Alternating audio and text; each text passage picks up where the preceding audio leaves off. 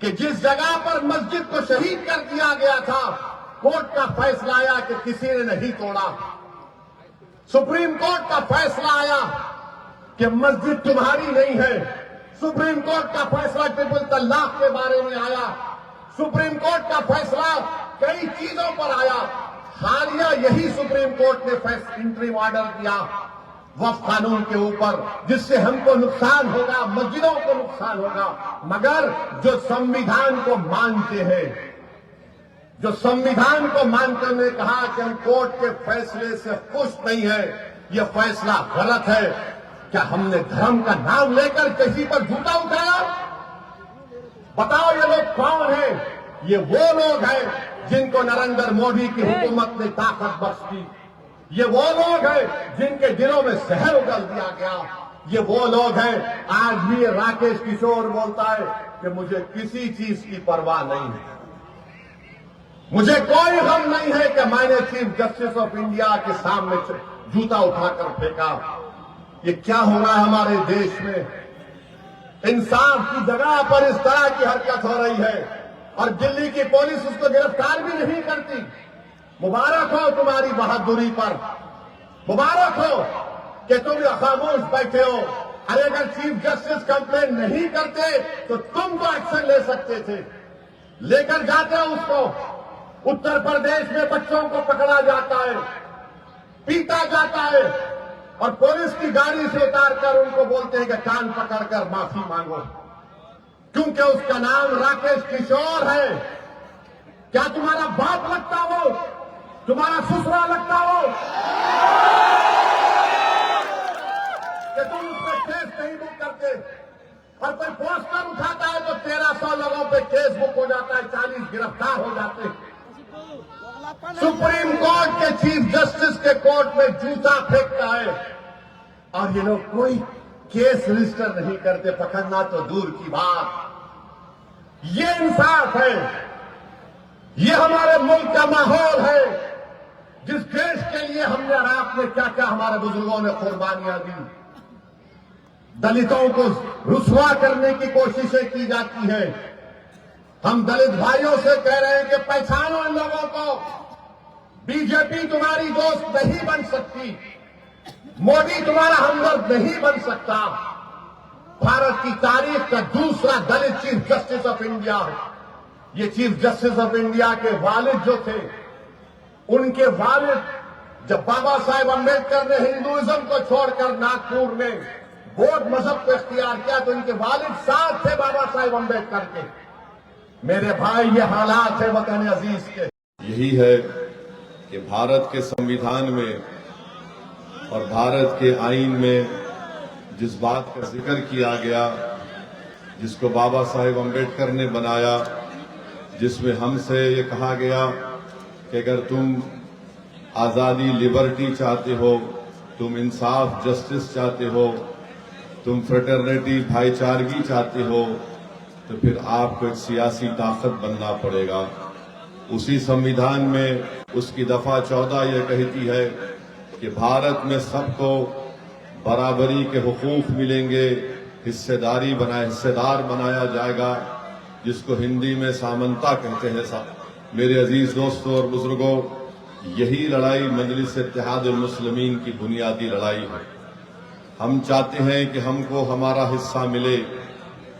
जो कमजोर और मजलूम है उनको ताकतवर बनाया जाए, उनकी लीडरशिप बने, तभी जाकर वो अपने तमाम हुकूक को, अपने मुतालिबात को मनवा सकेंगे।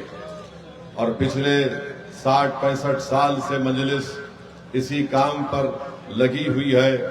हमको कहीं पर कामयाबी मिली, कहीं पर हमको कामयाबी नहीं मिली, मगर अगर कामयाबी मिली तो हम अल्लाह का शुक्र अदा करते हैं और अवाम से जो हमने वादे किए उसको पूरा करने की कोशिश करते हैं।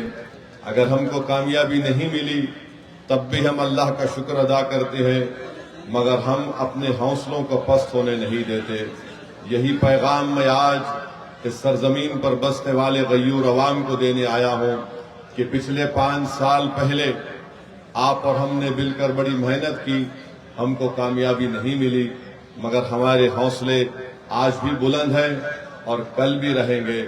मुझे यकीन है कि इंशाअल्लाह ताला आने वाले विधानसभा के चुनाव में आप अपना एक एक वोट मजलिस के पतंग छाप के निशान पर बटन दबाकर अपने सियासी शऊर का सबूत देंगे। आज मसरूर आलम साहब हमारे दरमियान में नहीं है, मगर मजलिस को एक उम्मीदवार यहां से खड़ा करना है, तो मैं आपके दरमियान में खड़े होकर इस बात का ऐलान कर रहा हूं कि इंशाअल्लाह ताला इस विधानसभा से अब की बार मजलिस इत्तेहादुल मुस्लिमीन के उम्मीदवार मेरे भाई जनाब शान अली खान साहब रहेंगे। मैं आपसे अपील करता हूं कि आप तमाम मिलकर उनके लिए मेहनत करें, दुआ करें और उनको कामयाब करें, ताकि शेरघाटी के इन गरीब और मजलूम अवाम की आवाज बिहार की विधानसभा में गूंजे। मेरे अजीज दोस्तों और बुजुर्गों, मेरी आपसे अपील है कि मजलिस ने एक ऐसे शख्स को अपना उम्मीदवार बनाया जिसने बहुत जुल्म को देखा। जाती तौर पर उनके घर में जुल्म हुआ, मगर अल्हम्दुलिल्लाह आज शान अली और उनका पूरा परिवार खानदान बहादुरी के साथ अवाम के दरमियान में खड़े होकर हक की लड़ाई लड़ रहे हैं।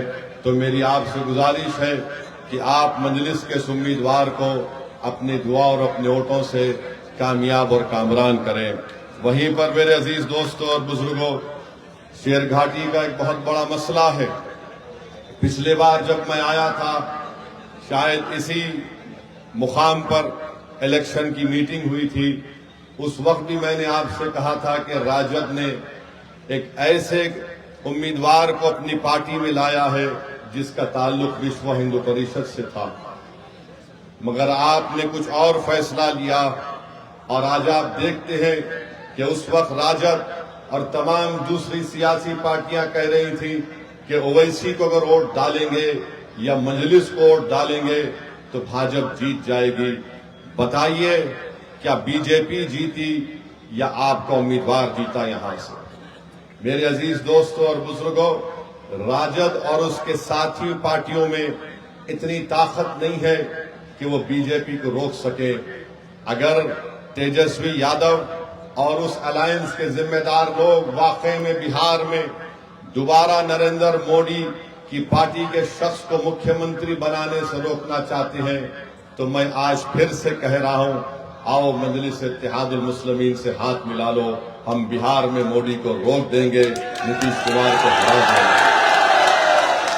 अगर आप हमारी इस पेशकश को कमजोरी की निशानी समझते हैं तो ये तुम्हारी नादानी है, ये तुम्हारा बचपना है, ये तुम्हारी वो दूरंदेशी तुम में नहीं है। और अगर इसका खमियाजा तुमको भी भुगतना पड़ेगा और कहीं ऐसा ना हो कि बिहार की जनता को पिछले फिर 5 साल उन तमाम लोगों के जुल्म को सहना पड़े। मजलिस ने दिल खोलकर और पूरे इखलास के साथ लालू प्रसाद यादव साहब को और तेजस्वी यादव को खत लिखकर कहा कि आओ हमको सिर्फ 6 सीट दे दो, 5 हमारे विधायक एमएलए तो पिछली मर्तबा कामयाब हो चुके थे, बावजूद इसके कि हमारे 4 विधायक को राजद ने खरीद लिया, उन बेईमानों ने अपनी जमीर को बेचकर अवाम को धोखा किया। हमने आगे बढ़कर कहा कि आओ, मगर अगर वो इसकी कमजोरी की निशानी समझते हैं तो इसकी वो इनकी नादानी है। मगर मैं राजद के लोगों को बताना चाह रहा हूं, ये हाथ जो तुम्हारे आगे बढ़े हैं दोस्ती के लिए, ये भीख नहीं मांग रहे हैं, ये 19% अक़लियतें अपना हक मांग रही हैं। अगर तुम कमजोरी समझते हो तो याद रखो, ये हाथ बड़े दराज हैं, तुम्हारे गिरेबान के तार से भी खेलने को तैयार हैं। मेरे अजीज दोस्तों और बुजुर्गों, शेरघाटी में सबसे बड़ा मसला है, जिला यहां पर बनना चाहिए। 4 विधानसभा यहां पर है। राजद के आपके विधायक को आपने कामयाब किया। नीतीश कुमार मुख्यमंत्री हैं, 20 साल से मुख्यमंत्री हैं, मगर शेरघाटी की जनता चाहती है कि यहां पर इसको जिला बनाया जाए, उसको नहीं बना सके। यहां के नौजवान के पास कोई नौकरी नहीं है। नीतीश कुमार ने, मोदी ने यहां के नौजवानों को, बल्कि बिहार के नौजवानों को इनकी बेरोजगारी, उनका मुकद्दर बना दिया। आज आप देखते हैं कि पलायन होता है, हर नौजवान 17-18 साल का होता है तो उसको अपना घर छोड़कर हिंदुस्तान के कोने कोने में जाना पड़ता है ताकि गरीबी और मुफलिसी का इसका परिवार या वो खुद शिकार ना हो जाए। मेरे अजीज दोस्तों और बुजुर्गों, नरेंद्र मोदी और नीतीश कुमार एक ऐसे बादशाह की तरह है कि अगर कोई नौजवान पानी में डूब रहा है तो बजाय उसको पानी से निकाला जाए, ये दोनों उस पर पत्थर फेंक कर उसको जख्मी करते हैं, फिर उस पर बर्चे मारकर उसको जख्मी कर कर उसको तलवार उसके हाथ में देखकर उसको खींचते हैं। ये इनका तरीका है नौजवानों को बचाने का। यहाँ पर अस्पताल भी नहीं है, यहाँ पर एक अस्पताल भी नहीं है। मुझे यकीन है कि इंशाअल्लाह ताला अगर आप जनाब शान अली खां को यहाँ से अपना विधायक बनाएंगे तो यकीनन किसानों से भी इंसाफ होगा, यहाँ पर एक बड़ा अस्पताल बनेगा। और मैं आपसे वादा कर रहा हूँ, ये आपसे वादा कर रहा हूं कि मजलिस आपसे वादा कर रही है कि आप यहां से अपने विधायक को कामयाब करिए। शान अली खां को एक 17 आवाज हॉस्टल बनाया जाएगा अक़लियती बच्चों के लिए।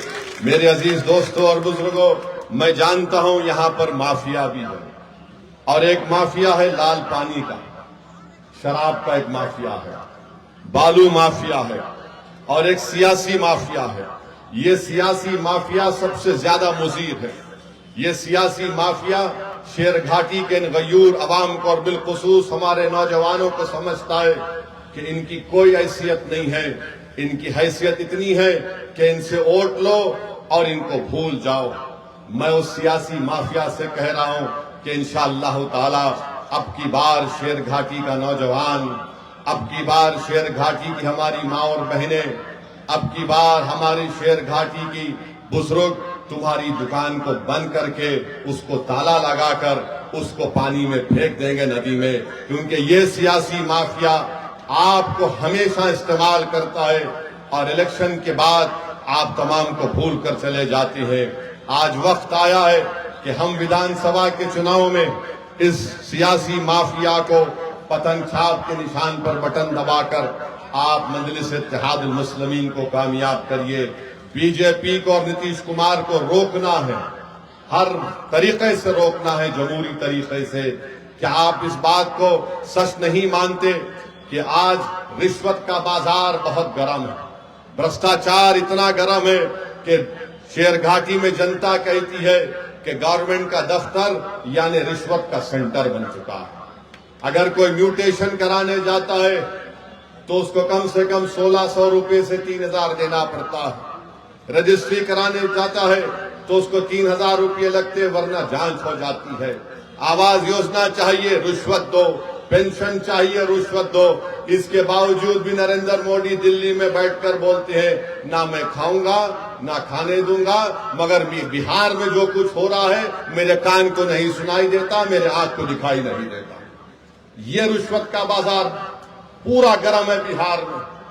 20 साल सत्ता में रहने के बावजूद नीतीश कुमार की ये कमजोर और बकवास सरकार 20 साल के बाद आज कह रही है कि हम 10,000 रुपये महिला के अकाउंट में डालेंगे। आपको मालूम शेर घाटी में ये जो करप्शन गवर्नमेंट के दफ्तर में होता है, कम से कम एक दिन का करप्शन 15 से 20 लाख रुपए का होता है। अब 5 साल में, एक साल में 365 दिन, हिसाब लगा लो आप, एक दिन 10 से 15 लाख की रिश्वत ली जाती है। और 5 साल के बाद, बल्कि 20 साल की सत्ता के बाद नीतीश कुमार नरेंद्र मोदी के कहते हैं कि भाइयों बहनों हमने 5 साल दबा के लूटा, अब आपको 10,000 रुपये देते हैं वापस। ये इनका मकसद है। और फिर आप जानते हैं कि शेर घाटी में क्या क्या नहीं हो रहा है, बल्कि आपको एक लिस्ट बनाकर लाया हूं मैं।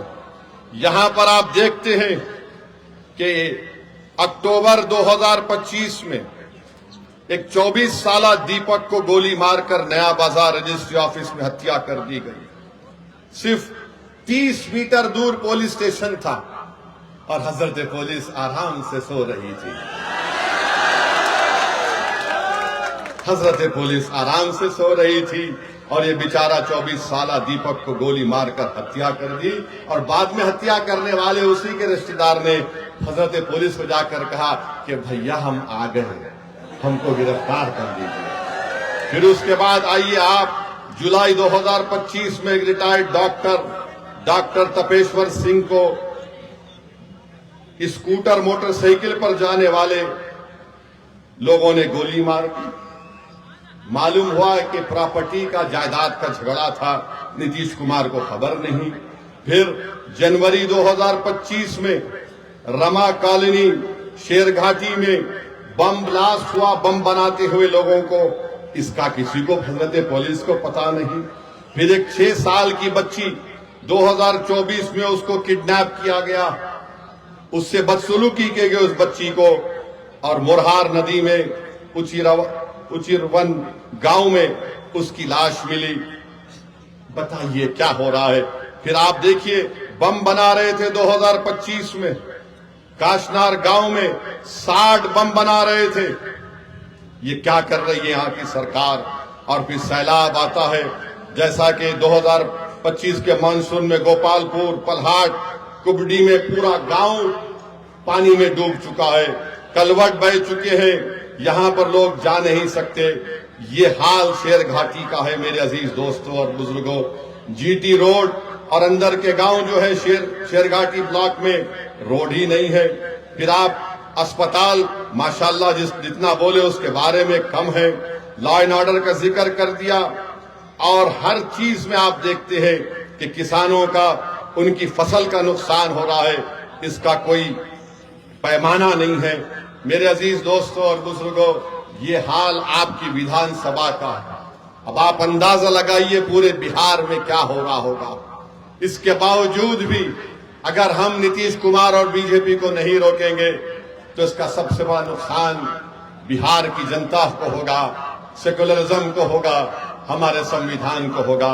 और मेरे अजीज दोस्तों और बुजुर्गों, सबसे शर्मनाक हरकत हमारे भारत के सुप्रीम कोर्ट में हुई कि एक शख्स जिसका नाम रोशन राकेश किशोर था, इसने चीफ जस्टिस के इजलास में कोर्ट नंबर 1 में चीफ जस्टिस के सामने जूता उतार कर फेंक दिया उसके कोर्ट में। इसका नाम क्या था? राकेश किशोर। हमारे भारत की सबसे बड़ी कोर्ट, सुप्रीम कोर्ट के जज जो है वो दूसरे दलित जज हैं। मैं हमारे दलित भाइयों को पैगाम देना चाह रहा हूं, हमारे अंबेडकरवादी आइडियोलॉजी को मानने वालों को पैगाम दे रहा हूं, जो बाबा साहेब अंबेडकर को मानते हैं उनको पैगाम दे रहा हूं, उन भारत के नागरिकों को जो संविधान को मानते हैं उनको पैगाम दे रहा हूं। ये तारीखी सरजमीन में खड़े होकर बोल रहा हूं। चीफ जस्टिस ऑफ इंडिया के कोर्ट में एक शख्स अपना जूता उठाकर चीफ जस्टिस के कोर्ट में फेंकता है। मेरे भाई आप बताइए क्या हो रहा है। और जब उस शख्स ने नारा क्या लगाया, सुप्रीम कोर्ट के चीफ जस्टिस के इजलास में नारा क्या लगाया कि सनातन धर्म का अपमान नहीं सहेगा हिंदुस्तान। उसने नारा लगाया और अपनी जेब से उसके कागज भी निकला, उसमें लिखा था कि सनातन धर्म का अपमान नहीं सहेगा हिंदुस्तान। हम मोदी से पूछना चाह रहे हैं, मोहन भगवत से पूछना चाह रहे हैं, नीतीश कुमार से पूछना चाह रहे हैं, बताओ इस शख्स में इतनी हिम्मत कैसे आई कि वो सुप्रीम कोर्ट के चीफ जस्टिस के इजलास में जाकर जूता उठाकर भारत के दूसरे दलित चीफ जस्टिस ऑफ इंडिया की तरफ फेंके। नरेंद्र मोदी 11 साल आपके प्रधानमंत्री की मौजूदगी में नहीं कि हम मानते हो सही नहीं था, मगर दिल्ली पुलिस को क्या हुआ? दिल्ली पुलिस 100 मोटर एक्शन ले सकती। और मैं आपको बता रहा हूं, देश को बता रहा हूं, जब हमारी संसद पार्लियामेंट में 2 नौजवान कूद गए संसद में, याद है? कूदे थे। कूदने के बाद एक धुआं उन्होंने छोड़ा, उन पर अनलॉफुल एक्टिविटीज प्रिवेंशन एक्ट लगाया गया। भारत के प्रधानमंत्री, दिल्ली की पुलिस आपके मातहत आती है और आप खाली एक बयान दे दिए, ये बहुत गलत हुआ। अरे आपको तो ये करना चाहिए था कि आप उस शख्स पर जिसका नाम राकेश किशोर है, उस पर यूएपीए लगाते पुलिस खुद से कंप्लेन कर सकती है। अगर उसका नाम राकेश किशोर नहीं होता, उसका नाम असद होता। क्या करते पुलिस, बीजेपी वाले उसको बोलते उठाओ, कनेक्शन मां से है, पड़ोसी मुल्क से आया, आईएसआई आईसिस क्या क्या बोलते थे। और ये शख्स कह रहा है कि सनातन धर्म का अपमान नहीं सहेगा हिंदुस्तान। मोदी जी, फर्क उसमें और दूसरों में यह है कि जिस जगह पर मस्जिद को शहीद कर दिया गया था, कोर्ट का फैसला आया कि किसी ने नहीं तोड़ा। सुप्रीम कोर्ट का फैसला आया कि मस्जिद तुम्हारी नहीं है। सुप्रीम कोर्ट का फैसला ट्रिपल तलाक के बारे में आया। सुप्रीम कोर्ट का फैसला कई चीजों पर आया। हालिया यही सुप्रीम कोर्ट ने इंटरिम ऑर्डर दिया वक्फ कानून के ऊपर, जिससे हमको नुकसान होगा, मस्जिदों को नुकसान होगा। मगर जो संविधान को मानते हैं, जो संविधान को मानकर ने कहा कि हम कोर्ट के फैसले से खुश नहीं है, यह फैसला गलत है। क्या हमने धर्म का नाम लेकर किसी पर झूठा उठाया? बताओ ये लोग कौन हैं? ये वो लोग हैं जिनको नरेंद्र मोदी की हुकूमत ने ताकत बख्शी। ये वो लोग हैं जिनके दिलों में जहर उगल दिया गया। ये वो लोग हैं, आज भी ये राकेश किशोर बोलता है कि मुझे किसी चीज की परवाह नहीं है, मुझे कोई गम नहीं है कि मैंने चीफ जस्टिस ऑफ इंडिया के सामने जूता उठाकर फेंका। ये क्या हो रहा है हमारे देश में? इंसाफ की जगह पर इस तरह की हरकत हो रही है और दिल्ली की पुलिस उसको गिरफ्तार भी नहीं करती। मुबारक हो तुम्हारी बहादुरी पर, मुबारक हो कि तुम खामोश बैठे हो। अरे अगर चीफ जस्टिस कंप्लेन नहीं करते तो तुम तो एक्शन ले सकते थे, लेकर जाते हो उसको। उत्तर प्रदेश में बच्चों को पकड़ा जाता है, पीटा जाता है और पुलिस की गाड़ी से उतारकर उनको बोलते हैं कि कान पकड़कर माफी मांगो, क्योंकि उसका नाम राकेश किशोर है। क्या तुम्हारा बाप लगता हो? तुम्हारा ससुरा लगता हो कि तुम उस पर केस नहीं बुक करते? और कोई पोस्टर उठाता है तो 1300 लोगों पे केस बुक हो जाता है, 40 गिरफ्तार हो जाते हैं। सुप्रीम कोर्ट के चीफ जस्टिस के कोर्ट में जूता फेंकता है और ये लोग कोई केस रजिस्टर नहीं करते, पकड़ना तो दूर की बात। ये इंसाफ है, ये हमारे मुल्क का माहौल है, जिस देश के लिए हमने और आपने क्या क्या हमारे बुजुर्गों ने कुर्बानियां दी। दलितों को रुसवा करने की कोशिशें की जाती है। हम दलित भाइयों से कह रहे हैं कि पहचानो इन लोगों को। बीजेपी तुम्हारी दोस्त नहीं बन सकती, मोदी तुम्हारा हमदर्द नहीं बन सकता। भारत की तारीख का दूसरा दलित चीफ जस्टिस ऑफ इंडिया है। ये चीफ जस्टिस ऑफ इंडिया के वालिद जो थे, उनके वालिद, जब बाबा साहेब अम्बेडकर ने हिंदुइज्म को छोड़कर नागपुर में बौद्ध मजहब को इख्तियार किया तो इनके वालिद साथ थे बाबा साहेब अम्बेडकर के। मेरे भाई, ये हालात है वतन अजीज के। मैं आपसे अपील कर रहा हूं कि आप मुत्तहिदा तौर पर अपने के कोर्ट का इस्तेमाल करिए। राजद की जो आज की लीडरशिप है,